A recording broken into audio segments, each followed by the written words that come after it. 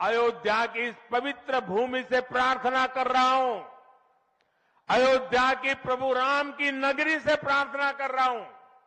मैं 140 करोड़ देशवासियों को हाथ जोड़ करके प्रार्थना कर रहा हूं कि आप 22 जनवरी को जब अयोध्या में प्रभु राम विराजमान हो, अपने घरों में भी श्री राम ज्योति जलाएं, दीपावली मनाएं। 22 जनवरी की शाम पूरे हिंदुस्तान में जगमग जगमग होनी चाहिए। लेकिन साथ ही मेरे सभी देशवासियों से एक करबद्ध प्रार्थना और भी है। हर किसी की इच्छा है कि